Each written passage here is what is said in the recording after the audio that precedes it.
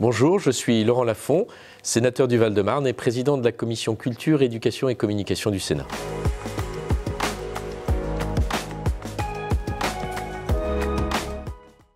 C'est extrêmement maladroit parce que pour beaucoup de personnes, la culture est essentielle. Alors, laisser penser que la culture peut être secondaire, qu'on peut vivre sans culture, peut-être que pour certaines personnes ce n'est pas essentiel, mais pour d'autres, en revanche, c'est quelque chose de fondamental de pouvoir vivre de la culture, de pouvoir bénéficier de la culture, de pouvoir tout simplement compléter sa vie quotidienne de moments forts comme peuvent le procurer les événements culturels.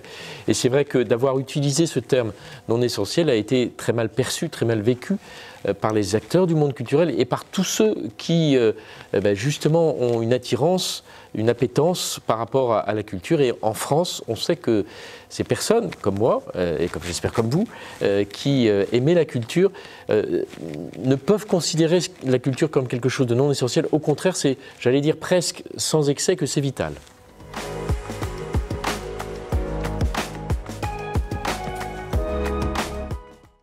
Oui, d'abord, ce qui est un peu maladroit dans la fermeture telle qu'elle a été décidée, c'est-à-dire c'est une fermeture totale. Et on place toutes les activités culturelles, et il y a de la diversité dans les activités culturelles, on place toutes les activités culturelles sur le même plan, que ce soit le cinéma, que ce soit le théâtre, que ce soit l'opéra, que ce soit du spectacle vivant en général, que ce soit des concerts avec un grand nombre de publics, et du point de vue des règles sanitaires, parce que c'était évidemment la motivation de la fermeture de ces activités culturelles, de point de vue des règles sanitaires, on ne peut pas considérer qu'une salle de cinéma qui respecterait la distance, qui imposerait le port du masque, présente les mêmes risques qu'un concert au grand public avec un grand nombre de personnes debout, côte à côte, et qui dansent en même temps que les musiciens jouent.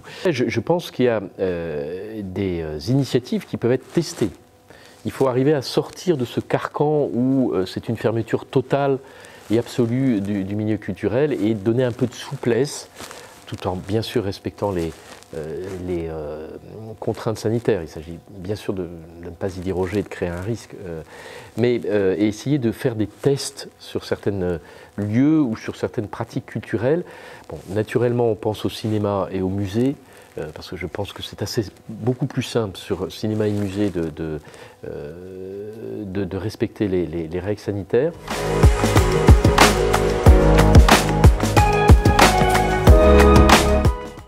En général, il faudrait prendre des mesures en termes de cybersécurité parce que c'est vrai que le confinement et puis les périodes qui ont suivi nous ont fait passer dans un autre stade du point de vue du télétravail, du point de vue de l'utilisation d'Internet. On s'est mis à utiliser des outils, personnellement je n'avais jamais utilisé, les fameuses plateformes, je ne citerai pas de nom pour ne pas faire de publicité, mais en visioconférence, qui sont très utiles, mais pour lesquelles on n'a strictement aucune information en tant qu'usager. On n'a aucune information sur le degré de sécurité qu'elles présentent. Et pourtant, on sait, quand on se renseigne un peu, que certaines sont un peu sécurisées, d'autres pas du tout. J'ai du reste fait voter au Sénat une proposition de loi pour imposer un cyberscore qui permet à un usager, qui n'est pas un spécialiste de la cybersécurité, d'avoir facilement accès au niveau de sécurité que présente l'outil qu'il va utiliser. Je pense que c'est le moindre des informations qu'on doit donner à un utilisateur d'un outil de ce type, parce qu'il faut être conscient que en utilisant ce type d'outil non protégé, on met en danger un certain nombre de données personnelles.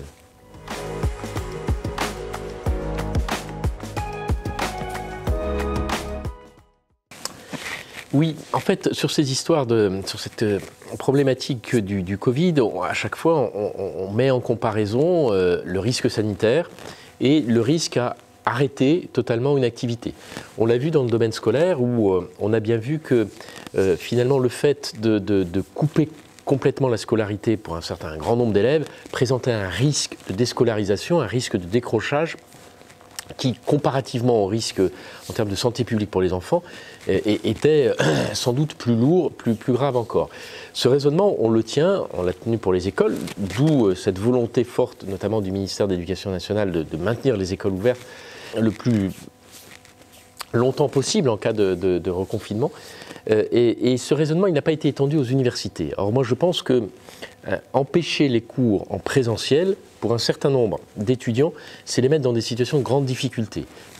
tout simplement de décrochage. Quand vous arrivez à l'université et que vous n'avez pas les codes pour travailler à l'université, on ne travaille pas à l'université comme on travaille en terminale, où on est très encadré, très suivi par les professeurs. Si vous n'avez pas un accompagnement de la part du personnel universitaire, vous pouvez facilement décrocher. Or, c'est ça qu'on doit constater actuellement. Je dis on doit parce que malheureusement, on n'a pas de chiffres, on n'a pas de statistiques, donc on est un peu dans le brouillard sur cette question.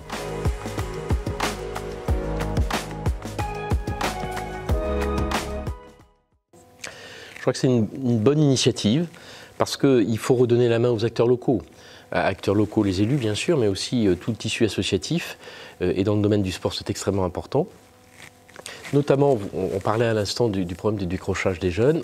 Il est évident qu'il y a des jeunes qui sont en difficulté actuellement du fait de ce Covid qui dure et qui fait que les jeunes sont directement et fortement impactés par cette crise sanitaire.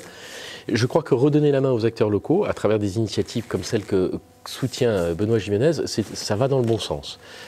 Parce que l'État n'arrivera pas à faire tout seul. On le voit bien ailleurs, à chaque fois qu'il y a une volonté de l'État d'essayer de trouver la solution seul, il se trompe. Il va en échec. On l'a vu sur les masques, on l'a vu encore récemment et on le voit encore récemment sur la question de la vaccination. Il faut associer l'ensemble des pouvoirs publics, État, collectivités, et ne pas oublier tout le tissu associatif dans un certain nombre de domaines où on sait qu'ils ont un rôle central. C'est évident dans la question de la jeunesse et en particulier du sport.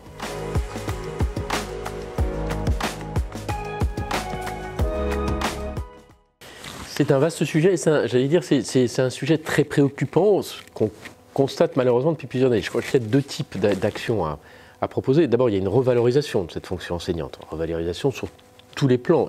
Le plan de la rémunération, on sait que les salaires des enseignants, compte tenu de leur niveau d'études, compte tenu de leur responsabilité du point de vue sociétal, est insuffisant et évidemment c'est pénalisant pour attirer des jeunes sur ces fonctions. Il y a la question des conditions de travail, il y a des questions sur lesquelles il faut revoir. Et puis il y a aussi sans doute le profil des enseignants sur lequel on pourrait aller vers une diversification, à la fois sur le profil mais aussi sur les perspectives de carrière. On peut vouloir enseigner pendant 5-10 ans sans se dire pour autant je veux être enseignant à vie. Or le schéma éducation nationale tel qu'on le connaît, c'est beaucoup un schéma je suis enseignant à vie. Et ça, c'est pas forcément motivant pour je pense en particulier à des jeunes qui sont dans des perspectives de connaître plusieurs emplois dans leur carrière.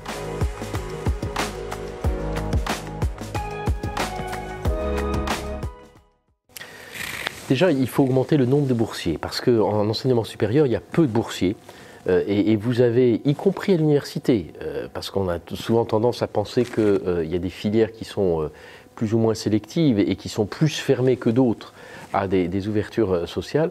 Et on se dit, typiquement, c'est les grandes écoles, c'est les classes préparatoires aux grandes écoles, c'est les grandes écoles elles-mêmes, etc. En fait, dans l'université, il y a aussi des inégalités. Vous avez certaines universités où vous avez des taux de boursiers qui sont très notoirement insuffisants et d'autres, au contraire, où ils sont plus élevés. Donc, il faut augmenter le nombre de boursiers et je crois que, comme ça n'avance pas assez vite dans ce domaine, il faut forcer le mouvement. Et il faut imposer aux universités des taux de boursiers, notamment là où les taux sont singulièrement insuffisants, il faut imposer des taux de boursiers pour accélérer cette ouverture à une diversité de profils et faire en sorte que l'origine sociale ne soit pas discriminante, ce qui est le cas actuellement. Et il faut que le ministère impose des quotas qui sont plus élevés.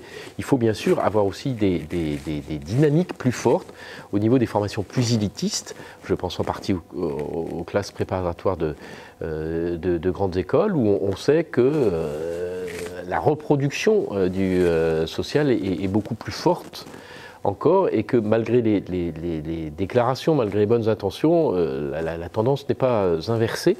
Et donc là aussi, je pense qu'il faut qu'il y ait, dans les discussions entre le ministère et chacune des formations d'enseignement supérieur, il faut qu'il y ait une volonté beaucoup plus forte qui soit exprimée par le ministère, par l'État, à destination de ces formations d'enseignement supérieur sur cette question de l'ouverture sociale de l'enseignement supérieur.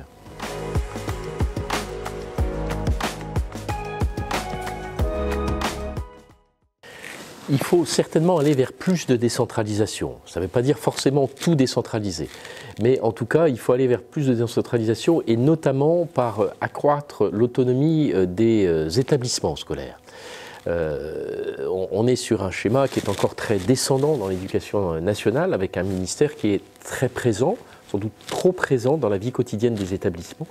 Et il faut arriver à faire des chefs d'établissement, des recteurs d'un côté, et puis des chefs d'établissement, des éléments qui soient plus des décideurs. Et cette déconcentration, en fait, parce que là, ce dont on parle est plus de la déconcentration, de la décentralisation, cette déconcentration doit aussi s'accompagner d'un certain nombre de prérogatives supplémentaires au niveau des collectivités locales, dans le domaine, dans le domaine scolaire.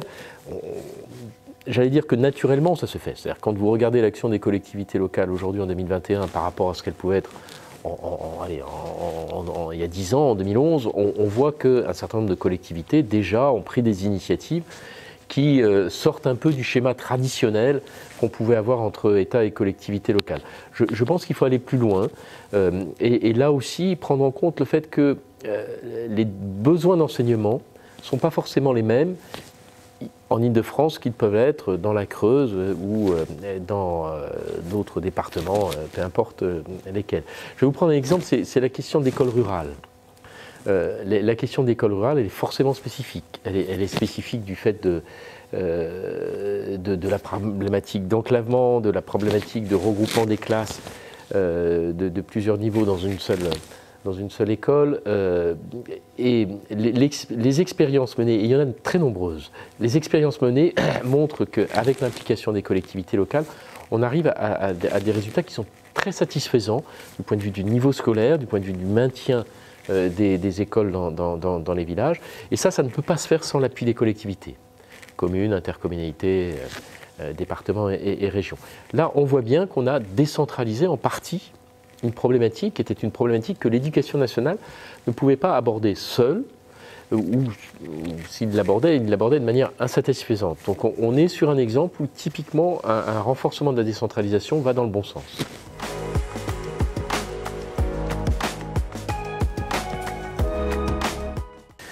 Je pense que d'abord la force de l'UDI, c'est celles et ceux qui composent l'UDI, et en particulier tous les acteurs locaux, les élus, les membres d'associations, qui sont au plus près du terrain et qui sont assez présents dans tout le secteur culturel. La deuxième force aussi, c'est ce qui nous caractérise, c'est-à-dire qu'on est une formation politique qui est ouverte aux évolutions du monde, qui est ouverte aux changements de la société, qui est ouverte à d'autres problématiques, contrairement à d'autres sensibilités politiques qui sont plus sur un maintien de la situation ancienne ou des situations acquises. Nous, on a une certaine sensibilité à s'ouvrir à des évolutions. Et la culture, c'est ça. C'est aussi un état d'esprit d'ouverture, de dialogue, de compréhension de l'altérité, de compréhension du changement. Et donc je pense que notre sensibilité politique fait que sur des problématiques culturelles, on peut assez facilement établir le lien et faire en sorte que notre démarche qui n'est pas culturelle en soi, un parti politique n'est pas un acteur culturel, c'est un acteur de l'organisation de la vie en société, mais que le dialogue avec les acteurs culturels se fasse dans de bonnes conditions, dans des conditions de respect, dans des conditions d'écoute et d'avancer ensemble.